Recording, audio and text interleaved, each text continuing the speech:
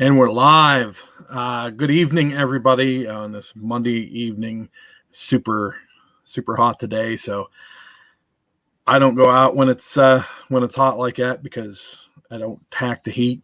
I got to deal with it at work. So, but tonight I have a guest. We're going to get into some things on his.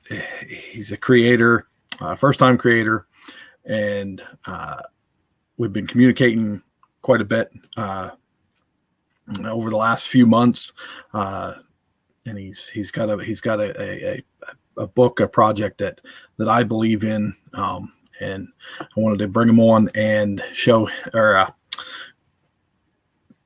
help the community get to know him. Ladies and gentlemen, Mr. Alec Sorbello. Hey, thanks for bringing me on, Donnie. I appreciate it. I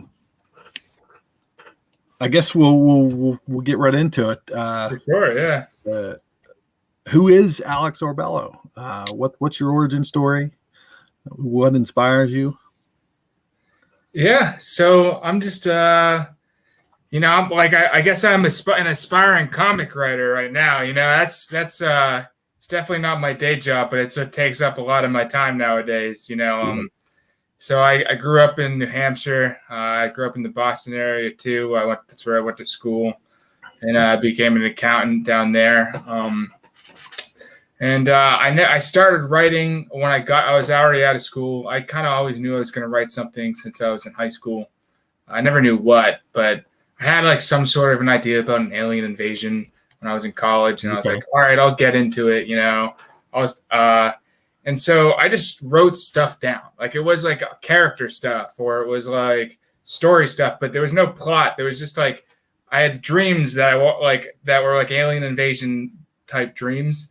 And so I like wrote them down, and then if I had a thought here or there, I would just like keep it in like a Word doc. And I don't know, I kept it for a couple of years. It might have went up to like 1,000 words tops. And then I hadn't looked at it for a while. And I was working. I'm an accountant, so I was just working one day. I was in a meeting, probably doing something. Probably should have been doing something else, but I was daydreaming, and I got this idea about. Like I never knew how the alien invasion was gonna start, or like why. And I got this idea like during like a revenue meeting, and I was like, oh sweet. And I wrote it down right away, and I got all excited. And the idea was that, like a government is going to send all their prisoners to Earth. I think I got the idea thinking about like Australia and New Zealand. Okay, people, because like that's the British used it as a prison colony, and right. So that was kind of the idea with this, and I was like, oh, that's sweet. So I started writing down like right away, like in my on my book, like at work, and it should have been working, but I was like so excited about it, and from there, I never really wrote anything. Like those 1,000 words were something, but like it wasn't a plot. So when I just started writing, I thought I was going to write a novel. And it just so happened that when I was writing it, it turned out to be that's right. They are better than meetings. I agree. At least if it's fiction, the real one you probably don't want. But so I didn't know what I was how to write anything. And so the way it actually turned out was, remember in high school, did you ever like read like Shakespeare and you would read the play? And so they would have like just the character name, and like the narrator describes the scene, the character says something, a different character says something, and it was like written like a screenplay. And so that's kind of how I wrote it. And then like I wrote maybe like the whole like the first like an alien scene from the first issue. Like the first alien scene was the first thing I ever wrote for it. And then after that I was like, this isn't supposed to be a novel. This is actually this should be a comic book. Right. It's perfect. Because I didn't want to force it into something that it was. That's how it came out, and I was like, you know what? Let's just stick with it.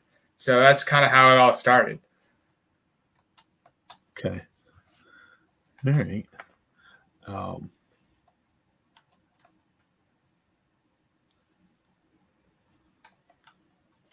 forgot what question I was going to ask you next. No worries. You might have said something about influences, I think. Oh yeah. What the like writers or artists or people you have read in the past have influenced you, as far as not just for this project, but in general? In general, for sure. I was never huge into comic books before. Like, I got into comic book. Like, I had a few Batman comics and some Turtles and some Wolverine stuff when I was younger, but like I never had a ton, and I didn't read a lot either. I really only got into comics because I was writing a comic book, and I was like, you know what? If I'm going to write a comic book, I need to know more and like read what's out there. And so, but I would say the reason that I like to read and the reason why that I like to write is Kurt Vonnegut. I read him for the first time in high school in my senior year. That was the first time I read Cat's Cradle in like a philosophy class. Shout out to Mr. Little for showing me that book, because I loved that book, and I was like, wow, this is what books are like, could be like. I don't know if you ever read Cat's Cradle or Kurt Vonnegut before, but he's like wacky. And check out Kurt Vonnegut. I'll hit you up with a bunch of titles afterwards, but like Mother Night's another great one. And Slaughterhouse 5 is his big one that he knows. I was just going to say that he's one that I've always recognized, but I've never read a single word he's written. Yeah, so this is why like you need to like any of those I just mentioned, you need to check out, because something about him, he just showed me like you can write a story about whatever and however the hell you want to write a story, you know? Right. And it was like the first thing that caught my eye, caught my interest that I was reading, because like before in school you read like To Kill a Mockingbird or like Catcher in the Rye and stuff like that, and those are great books like for like literary purposes and like what they meant, like for like other like artists and like how to write moving forward. But like that's not what catches the attention of like an 8th grade boy or whatever for me. So when I finally read Kurt Vonnegut and he showed me like especially Slaughterhouse 5, that's the one that he's like probably most known for, but the way it's told is it's so wacky and it's like through time. So it's kind of a hard read, but at the end of it, you're just like, wow, because the way he told it was so unique and different. And that's kind of what got me into writing or even like interested in reading at all. And he does that with a bunch of different books too. So I would say like by far, he's like my biggest like writing influence. But I'm a huge fan of Star Wars and like Avatar: The Last Airbender. As far as like character dynamics go and like the way stories are told and worlds are built, those things are right. Great. So I'm a big fan of those as well. Okay. The artist that worked on this book with you, Thomas Muzzle. How did you get connected with him? Did you know him prior? Yeah, no, I didn't know him prior. I'll say that, like, especially as a writer, just like starting out to, work with like you're a writer and you're looking for an artist, like that was one of the hardest things for me to start. Like I wrote, like 72 word pages, like on Word of like, which actually is like about issue 1 and 2 is how much I first wrote before I went to Thomas. Okay.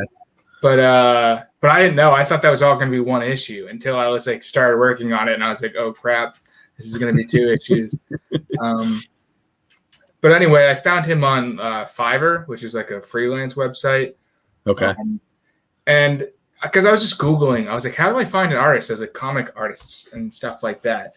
And that's how I found him. And I found him through Fiverr. And he was actually the first person who said like, hey, I'll do it, but I'm busy right now. Because he was like getting like, he was just busy doing a bunch of other commissions. And he's like, can you hit me up in 3 months? And he's like, if you have to move on, that's like fine. I totally understand. And I was like, okay, man, I really appreciate you letting me know ahead of time and being cool. And I was looking for different artists, and I couldn't. And so 3 months goes by, and I hit up Thomas again. He's like, all right, let's do it. And we worked through Fiverr. And it was like definitely like a learning curve because I've only really spoken to him over email, but he's a super cool guy, super funny. And we work well together because it just like we just like especially into issue 2, we just kind of developed a rapport, and so we knew like what I was looking for, and it was easier for me to like talk to him about changes. But it was like a nervous thing at first because like, you know, I didn't have a contract with him at all, so it's like I don't want to like tell him I don't like something or do anything, or like tell him too many times that he needs to change something, because I'm like, I don't want him to not want to finish my project. I don't want to be like, you're actually difficult, go pound sand. So, you know, Thomas is not that guy. Like, maybe, let me be clear, but I didn't know him. Like, he's still a stranger, like, especially when I was first starting out to work with him.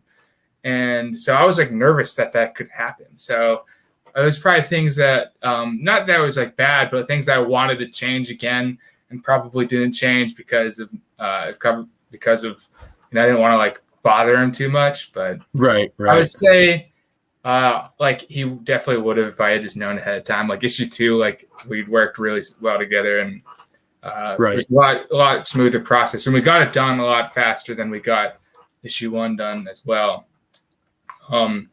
But to go into like working with artists too, just in case anybody's out there looking to like get an artist for the first time, don't work with somebody who's not psyched about your project. You know, don't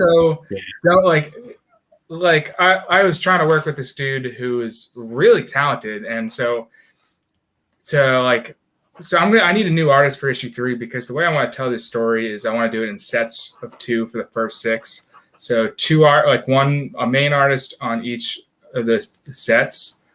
So one for one, like Thomas for 1 and 2, a different artist for 3 and 4, and another one for 5 and 6. All with one artist in common who works on all of those pages, which is my friend Emma Porter. She does like those Lombardian pages of like the narrator and like that grand cosmic plot pages. Those are Emma, and I'm going to have her consistent throughout all 6 issues, but with a different main illustrator with her. So back to what I was saying is, when you're looking for an artist, make sure they're psyched about your project. I found a guy who was perfect for issues 3 and 4, and he just wasn't like responsive. And then I would get things to him, and I typed out so much work, like info for him. He's like, no, it's too much. I just want like the character actions. And at first I was like, you know, that's fine. Like, he doesn't need to like know all the emotions behind the characters, as long as like or like their motives, as long as like I'm describing it well enough in those actions for him. And I was going to be cool with that. But then also he was kind of flaky, and, you know, 3 months went by. I didn't even get those pages that I was trying. Like, I didn't pay him any money, but he didn't do the pages for me. So it just kind of set me back some time. And then I found a new artist. And the first thing he says is like, hey, I'm interested. Tell me everything. And so that's what you want. Like, because even if he takes like, you know, you want good communication no matter what, but like that, you want somebody who's into it. You like, because they want to know. He was asking, he wants to know their motives. He wants to know everything that happened beforehand. He's like, hey, can I see issues 1 and 2 and stuff like that? Whereas like, that's somebody who you want involved in your project, especially if you want, you know, them to add their flavor to it as well. Because I don't want to put any artist in a box. So when I tell like Thomas or something like, hey, this is what I'm looking for a page, I'll describe the panels and what I'm looking to see. But at the end of the day, I was like, as long as all these actions go on this page, that's all that matters. I want you to do it in the best way that works for your style. And like, because you put them in a box, and like, what's art anymore? You know, you don't want to do that. So you want them to have their flavor on it. And if you want them to have their flavor on it, you should have them, like, they should want to be invested in your story. So if you're looking for an artist, don't just get for somebody who's looking for the actions of the characters. You know, get somebody who's invested, right? Which Thomas was, to bring it back full circle. All right. Before I continue, Unruly has a question. Sure. Was it hard to get into the rhythm of writing for page layouts? Yeah. No, I think the way I start, so I still write it in like script form. I don't really write Marvel style, which is just like all of it, like kind of writing like all of it happening in a paragraph. I write it in Right. script form. So sometimes, like if I know, I always outline the scenes on like what I want to do before I just start writing the scene. And so I know what characters are in it. And I know what conversations they're going to be having or what actions are going to be happening. So sometimes I think what I've morphed into doing lately is that I'll just write the scene. Like, so I'll go like, Bruce says this, Kate says this, Don says this. And then like, I'll just list it. And then when I'm done writing the scene and I go back and reread it and edit it, that's when I add in the panel numbers. So I'll go like panel 1, obviously, you know where that's going to start. And then when I think there's enough action, or like when I think that's all I should see in one panel, then I'll say this is going to be in the second panel. And I try to space out, because obviously like certain things would conflict with each other if like they were in the same panel. So it's easy enough that way. Then getting it to the artist, like back to what I was saying in the last question was, you know, like I told Thomas, is so I'll have 6 panels spaced out for him, maybe with all the different things in it, but I'll tell him, hey, what's really important to me is the page number. You know, as long as all these happen, like these actions happen, and I'm able to get the lettering done, I don't really care how you do it. I want you to do it how you want to do it. Don't feel like you need to do it in 6 panels, because the page number is really important to me, because like that's like for like action sequences and like suspense, like you want the page to turn the right way, and just also like the way you end your book, like you want to know what page you're going to end on. So it's good to know, like if he ended up being like, no, this needs to be 2 pages, that's going to throw the rest of my script off. I would have to add in another page to make it back to what it was. So that's why I say it's just really page number that's important for me. Panels kind of just get worked out with the art. Right. Yeah. That's kind of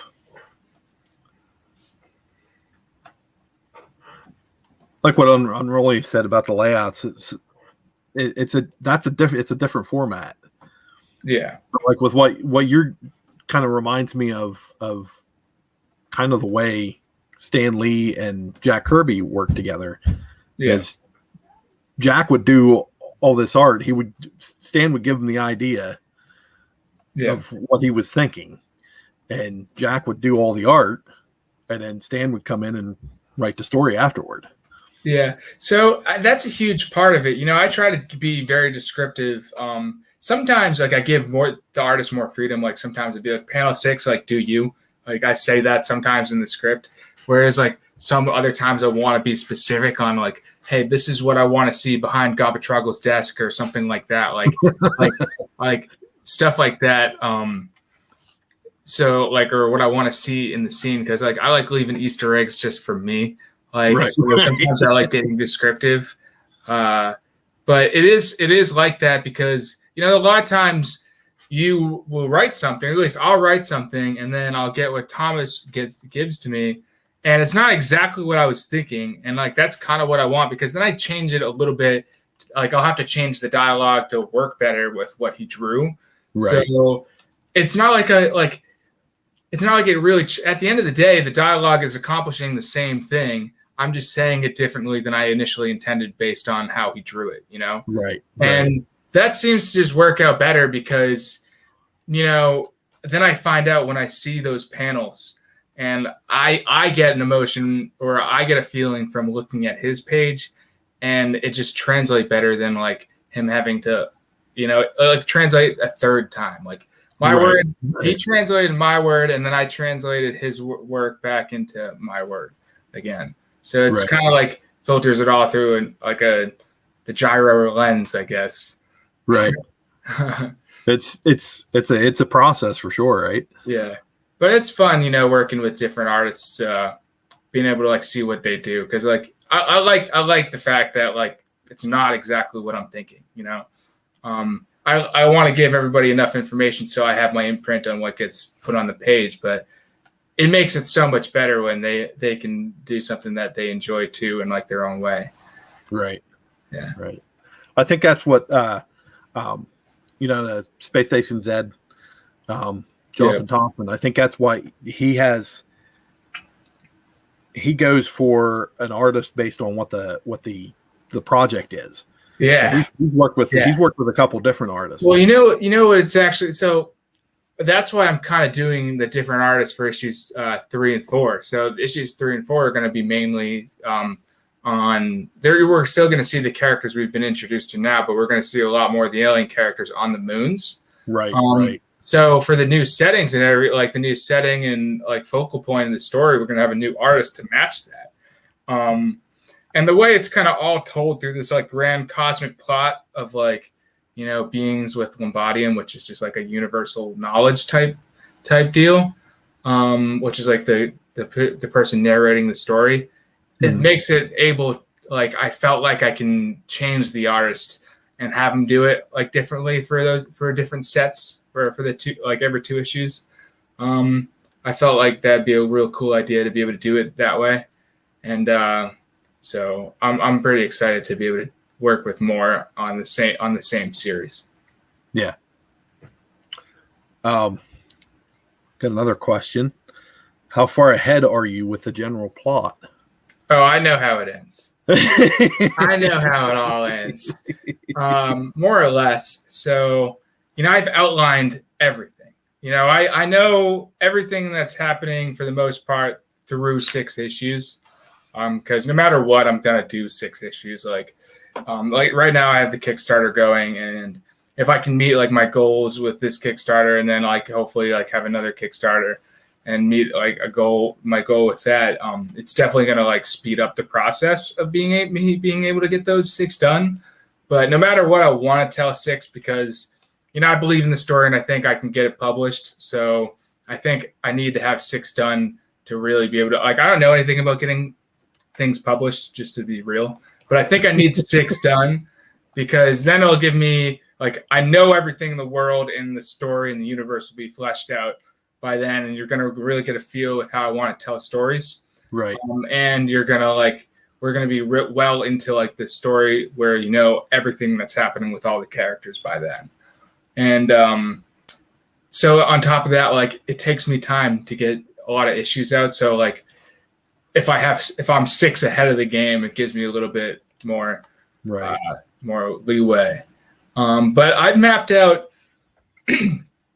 over 27, I think it is, 27 or 28, with like a general idea, you know, like, so past 6, I just like wrote down like the title of like the issue or the set that I want to write. And then I have like 3 bullet points of things that I want to happen in there. And I know what's really going to end the story for the most part. Okay. 2, which I think was 27, but like, that's like, just if I were to stick like solely to those things, which, so it's definitely going to change. But to answer your question, I know how it's going to end. And then on top of those, you know, I have ideas for like one-shot type issues of just like ways to explore the worlds in like tie-in the story. And I want to do those after I get the 6 out. I might do one before the 6, depending on like how the Kickstarters go and stuff. Right. But it's all going to depend. Because I really just want this. Like, I really need to get 3 out. I can't wait to get 3 out, and I really want to get 5 out. Not that the others are bad or not as interesting, but like, I'm dropping bombs in those, and I can't wait to get those. So I don't really want to take my time and like dedicate it to like a solo issue when I should just wait to develop my world more to do it. And I think by the time we get to 6, you know, everything is developed by then for me to do these things where I want to call like Tales Through Space-Time, which is like all the different characters doing things. Like, sometimes there'll be like character-driven issues, but sometimes they'll be like just adventures I want them to go on. And I have like 10 of those written down for like titles, not like scripted out, but like the titles of what I want to write about. Right. Which is enough for now. So it sounds like you have a whole universe in. Oh, I'm deep. I'm so deep, Donnie. I'm so deep. I didn't expect to go this deep, but I'm deep. And after I got the first one out, like, because you go through those nerves, we have those nerves where you're just like, I don't, like, what am I doing? I'm nobody. I'm just writing about aliens, like, and like not doing other things, and I'm just like by myself doing this for hours and hours. not to mention like the money I poured into it. I was like, maybe I'm not like, so you go through like all those, like the doubt from creating. And then after I got the first one done, I was just like, nope, I'm so deep now. Like I've just been so like gung ho about getting as much out as I can. And just writing more, even if I don't have like the art like necessarily in progress, which I do for issue 3, but I just want to keep going on it. So, all right. Do you have any other projects in mind, or is this your sole focus right now? For comics, yeah, this is my sole focus. Like there's obviously a bunch of things I want to write about in Gyro. I do the reviews at Indie Comics Dispatch, just to review other indie comics, which is a writing project, I guess. Because I did those. They help. I figured, I'll get to see what's out there, see what other people are doing, learn from what they do good, learn from what they do bad. Because like I don't really know anything myself, so and it's a good way to just get connected with the community and see what's out there. And working at the Dispatch has been great. As far as other writing projects, there's always stuff I'm writing down. I don't know how big of projects there are. Like I started like a novel, but like it's like 10 pages that I wrote a while ago, and like I'll get back to it maybe. I want to write that novel, but I'm just like not in a place where I have time, right? Energy, because all that time and energy needs to go to Gyro. So it's like I don't want to like blow up my mind with like too many thoughts and just like not give all the energy to one.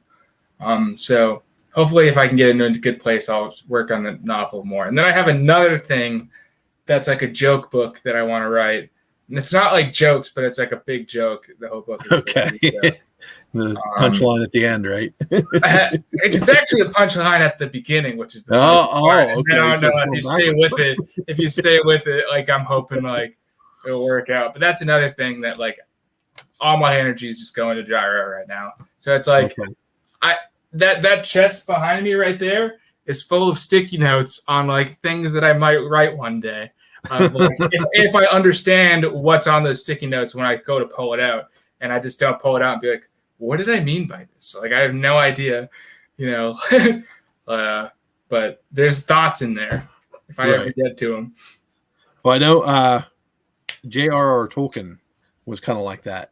He would be just jotting stuff down left and right. You got like it. The opening line to The Hobbit, he wrote down on somebody's term paper. That's awesome. Because he was an English professor. Yeah, that's great. Yeah, I mean it's kind of how it is. I think like a lot of creators must be that way, because like once you're like in a world, like they're just like it's just like stuff comes to you, and then like when they come, you don't want it to go. It's just gonna go somewhere, and you're never gonna get it back. So you just like write it down. So like I have kind of see that's like my writing, my notes. I have a few others next to me, like a notepad, but like that right there, those are like some of them are like character notes, some of them are like world building notes, some of them are like things I want to be said, like just dialogue that's random that I like, and I separate all those out of like different notes that I have for Gyro, and I just put them there. And then every now and then when I'm like gonna have like a big writing session, like weekend or something, when I know I'm gonna like try to create a bunch of new stuff, then I'll just like look at them, and I'll put them back up there when I'm done. Awesome. All right. Well, I'm going to. You mind if I put the Kickstarter up, and we'll talk. No, go ahead, please. Yeah, actually, I'd be really upset if you put my Kickstarter up right now. Okay. Fair enough. I should have did this beforehand. No worries at all. There we go. There it is.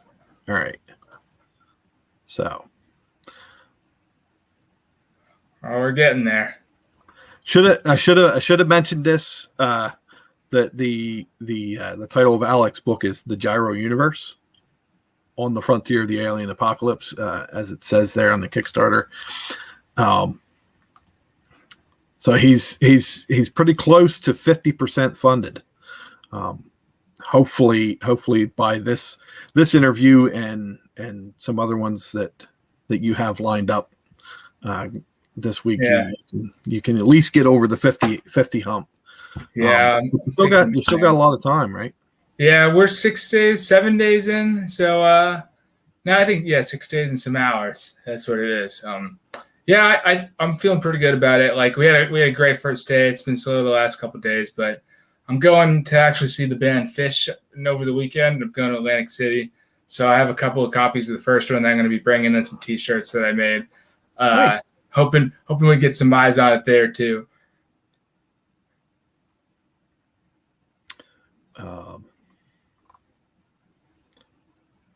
Here's some of the art. Yeah, it's from the first, from the second book.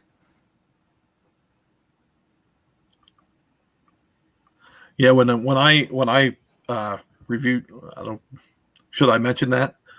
yeah. You can say that. No worries. When I was going through and I saw this page, I was like, oh wow, this is some opening. Well, that's the thing, it's really not good for the people invading. It's not good for them either, really. At the end of the day, it's not their choice. So, I wanted to be kind of brutal. Yeah, and so we also I wrote an album with my buddy Sam. My buddy Sam Schaefer, we wrote an album for Gyro. He's like a really good musician, and when I started writing, he was like, "Dude, I have all this music and I never have any lyrics for it. Let's do something for your book." And I said, "Hell yeah!" And then over a year later, we got 7 songs that we made for it, all over the board. I got some rap, some soul, some funk, some like prog rock, a ballad. So we're pretty excited about it, and so all backers will get a download of the album, because we didn't want to charge anybody for it. We just wanted to be able people to hear it if they want to take a listen to it. So we wanted to give everybody who backed it a listen, and we're gonna make more music too. And it all kind of it's not meant to be listened along with the book, but like separately, you can listen to it if like you're like, I'm too dyslexic to do that, but like, if you could if you want, but it's meant to be enjoyed separate. It takes place from like it'll be different characters' points of view. Like Gobatroggle's rapping in one. Nice. And like sometimes they're from like the family's point of view, and they're not necessarily from like the first 2 issues either. It's kind of like from all over in the space-time of the Gyro Universe, it wasn't just exclusive to what's happening in the first 2. So you might get some hints to things that are going to be happening in the future if you listen close enough. Nice. I love this quote. Yeah, he's so good. You should check out Super Serious Comics too. Morgan puts up some great reviews, because I do reviews too, and I read his reviews, and I'm like, they just sound so good. He's so good at like making a book, like advertising it in like a sentence. He's so good at it. Yeah. Now, this is what you were talking about that Emma was doing, right? Yeah, so this is what Emma's doing. She did this page. This is the first page from the remastered version. If you checked this out on Amazon, you knew that it was just like a black page with like orange writing, I believe. Yeah. And that was partially because so Lombardium was always part of the story, but it was never part of the narration. And when I first started it, I never realized that, like, I was like, who's saying that? Like, when those narrating bubbles, I was like, who's saying this when I finished it? That was like what I said to myself. I was like, there's just like, nobody was really saying this. And then I was like, wait a minute, I know who's saying it. And you can scroll down, you can see he says it at the bottom. Or as we'll get through it, you don't have to do it right now. But that was a drawing that I did when I was in college. I never knew what I was going to do with it. And then I was like, oh, that's how it's going to work out. So that whole embodium, like the stuff about the relatives and like what binds the story together, was actually created like 10 days before it got sent to Amazon. So I was actually lucky that I made it all work. Like I figured it out, because after I did it, I was like, I hope I didn't just put myself in a box by doing that, because I didn't like flesh out how it was going to work. I just knew it would work for issue 1. But I actually made it work for the whole plot. Like I mapped it out to the end to work out. So I can't believe that just happened like 10 days beforehand though. Some things happen when they're meant to happen. Yeah, I was literally lying down, and I like got up so excited. I was like, finally, like it felt blessed by something. Yeah, this is kind of part of the thing that I did for the remastered version is I cleaned some of those narration banners up, and like the aliens now have different colors for their bubbles. Okay. To make it just like pop out more. And I wanted it to seem different than it just reading like a normal character. I wanted it to be like, you know, intimidating or different. Right.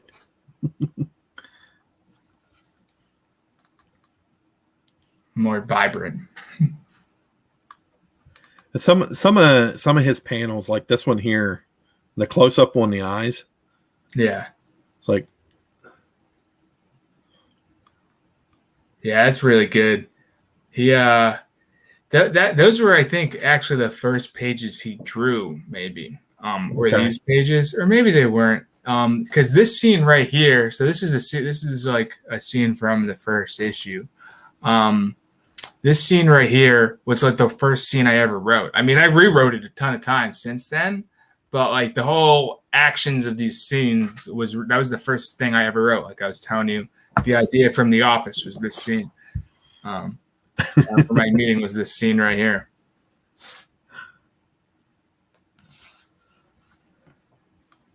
See, that's why I'm glad I brought you on. We get a story behind your process.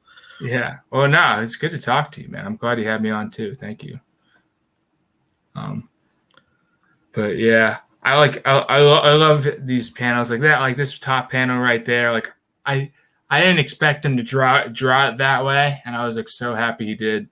And also, like, I'm not going to take credit for it. That whole symbol, like that Reich symbol, Thomas drew that, and that became like a huge part of the series too. Like, I didn't tell him to give him a symbol, but he knew, because I told him, I was like, all right, so this dude's kind of like alien Hitler. And so he gave him like a little Nazi symbol or something, and he gave him like a swastika, but that's like theirs. But it actually really works out for like the intimidating big brother, like authoritarian government feel that I want to have, that it will expand upon. But that's why Gobatrago was such a fun character to write about for issue 3, because, you know, he's obviously like it's ultra bad guy, but I gotta make him, he's the main character, so he's got to be a pretty likable dude, you know.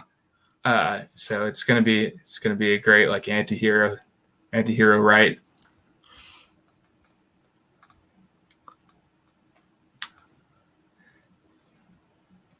These are some of the reviews from Amazon, correct? Yeah, they are, and these are actually people I don't know, because I like any artist, if you put something on there, you should have your boys go leave a review for your book, so you can get more traction. But I actually didn't know these people beforehand. I've talking to Jay since that, actually, over Instagram, but I don't know who Rank Xerox is. No idea. so we're a tennis scoop, but it made me feel nice that they gave it a 5 stars, so I really appreciate it. Shout out to them.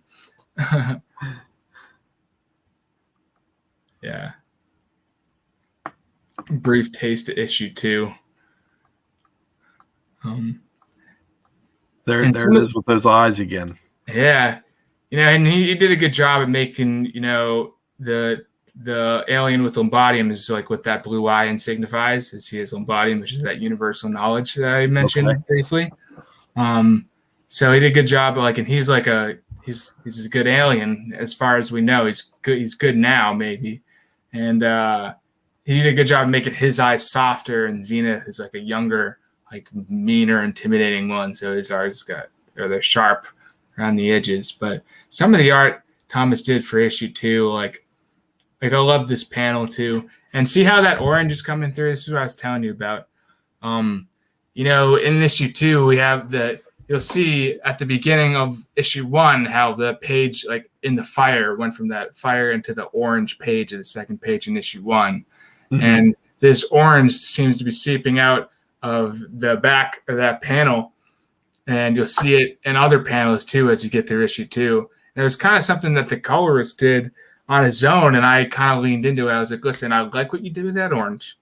And we need to do more of that when we get to the more intense parts, because it's kind of like what I wanted to do was, the story is kind of like feeding into itself, or it's like dissolving into, into like that grand cosmic plot again. Because at the end of the day, it's being told by like those beings at the beginning, who are like giving you information about what Lombardium is, because they can see moments in space-time. And so in order to use it, the whole idea is that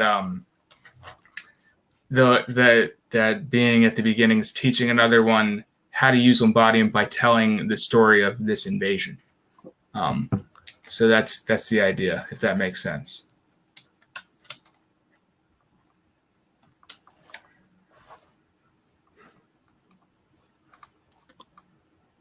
Yeah. We talk about I'm pretty sure I put the links in the description below, but if I didn't, I'll go back and do it for sure later after. But yeah. Also, you had mentioned Indie Comics Dispatch. I'll throw that link in as well. Now that's a full website, correct? Oh yeah, it's a full website. They're on Google News. They might be on Apple News now too. Brett is doing some wonderful things over there, just helping make a better indie community. Right. Yeah. He's doing some great stuff. Yeah, those are some of the songs. And yeah, that's the one. That's the narrator reading the book, who's sharing with the reader how to use Lombardium, and he's doing it by telling the story of the invasion.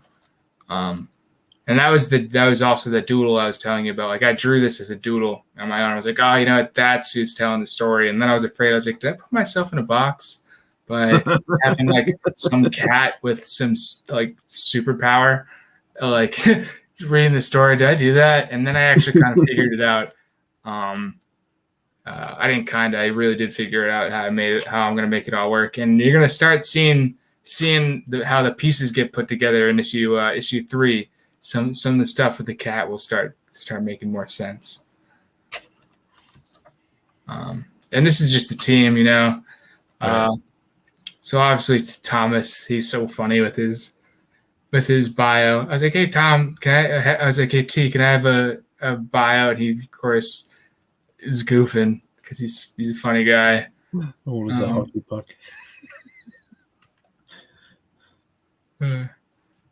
That's funny. Yeah.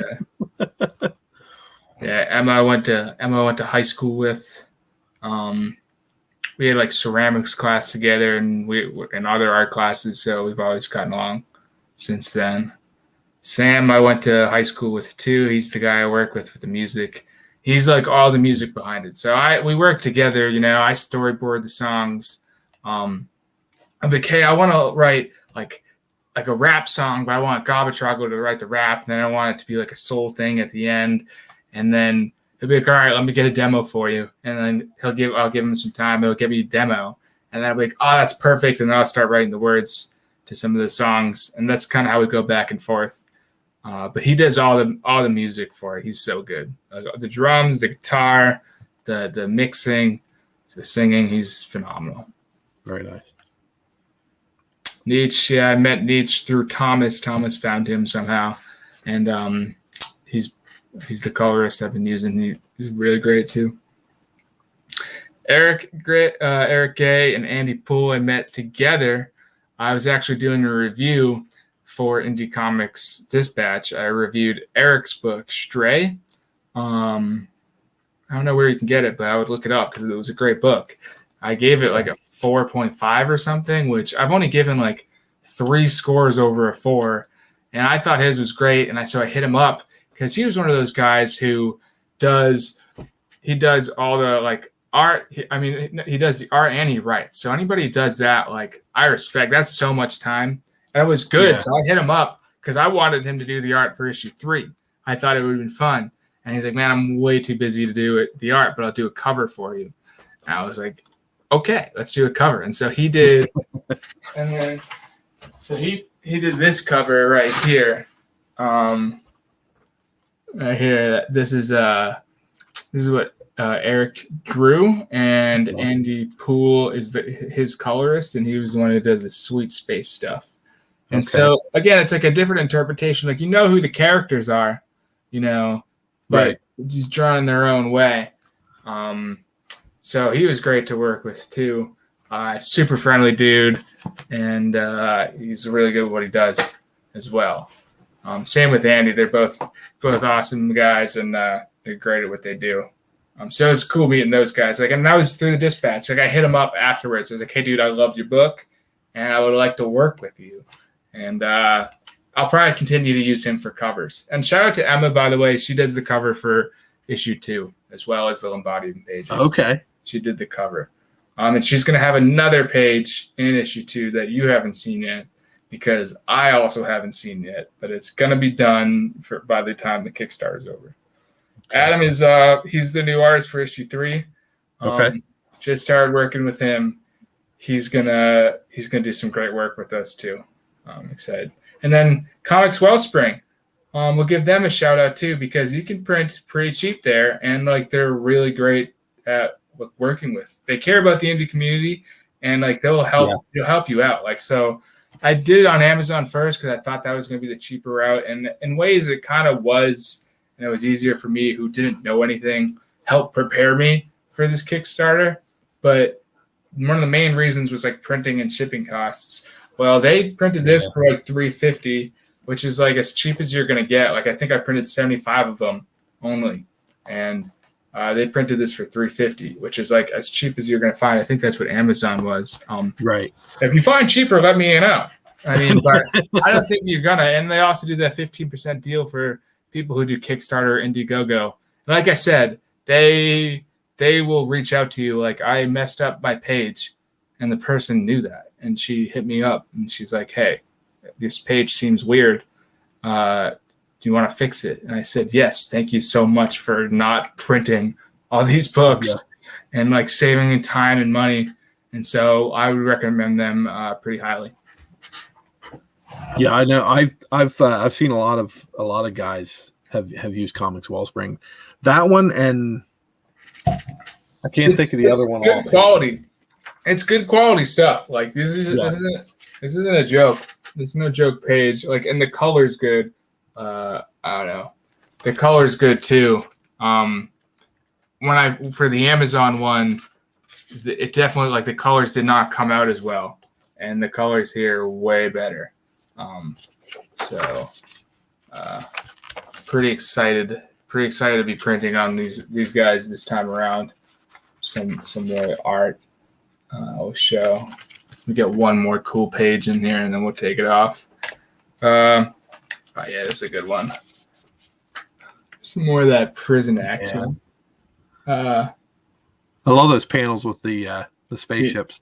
Yeah, the spaceships. I kind of got crap for the spaceships once, because they're like, what basic spaceships? And I was like, what do you know about spaceships, man? Like, basic spaceships. I like, because the whole, Thomas has a retro feel to it, the way he does his art. So I like the fact that the spaceships were retro too. And like I said, like, the way I'm going to tell the story, it's not really a big deal to me. I know, like, it's kind of like a blasphemy thing to say when you're writing sci-fi, that like the spaceship is like not a big deal. But like, it's not like it's a main spaceship. Those are like transporter ships, and there's going to be different versions of them that get to be made by the different artists, and they're going to be able to interpret that in their own way too. So the spaceships are going to get better, guys. I'm pretty sure I got crap on my first review, Brett, from Brett for telling me my spaceship was basic. But they're gonna be cool, and I thought that one was cool too. Yeah, you get those guys. They always want to be wise. And basic. No, he's great. I was just giving him crap, but Thomas, I support your spaceship. I want him to know that. And Rolly said, going back here, he said you can always write yourself out of a box. That's right, and I sure did. Well. I sure did. Thanks for putting it out there, though.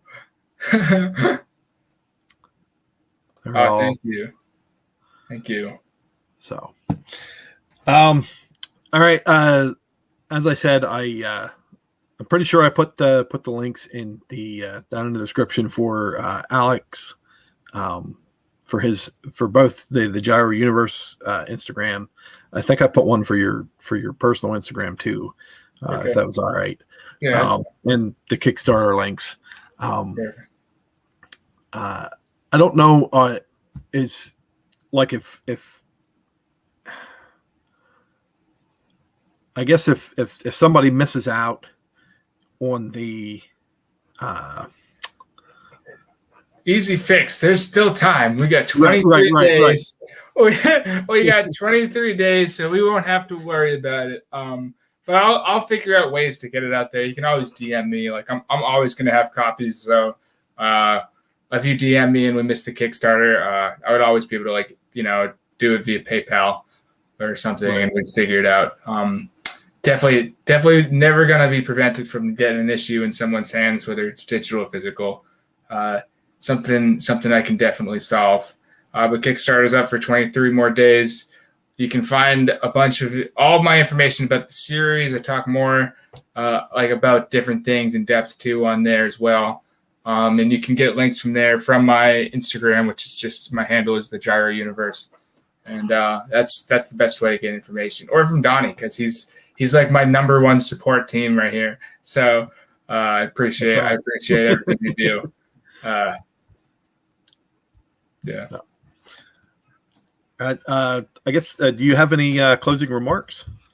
No, just thanks for having me on. And like I said again, like you've been huge for like my project, and as a creator, it's meant a lot too. That like I think I reached out to you, and we'll talk tomorrow probably a little bit on this too. But like I reached out to you, like you commented on my post, and I said something like I gave you a pitch afterwards. Like, I'm like, hey, it's going up. This is why you might be interested, blah, blah, blah. I think you're just like, all right, you kind of got me, like, maybe. And then you ended up getting it. And the next thing I know, you did, like, a review. And you said you did that. But you also reached out to me personally, which is a lot. Because through Amazon, I didn't know who bought it. Like, through Kickstarter, at least I know who's supporting me.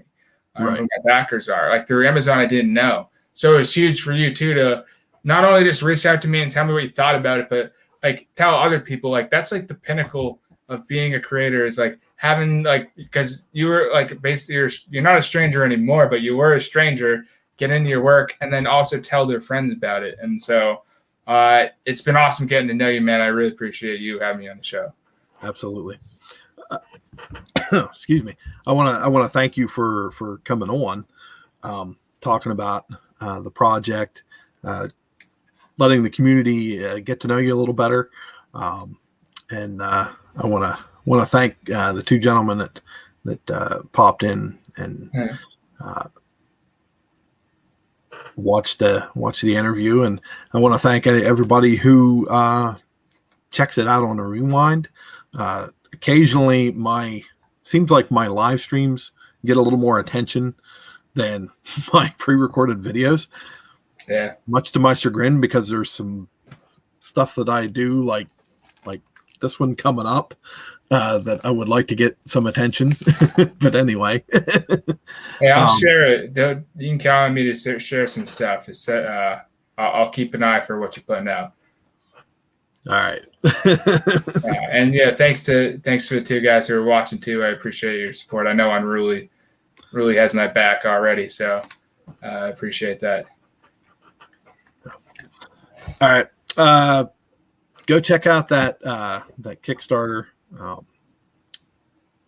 Give it a look over. I promise you won't be disappointed.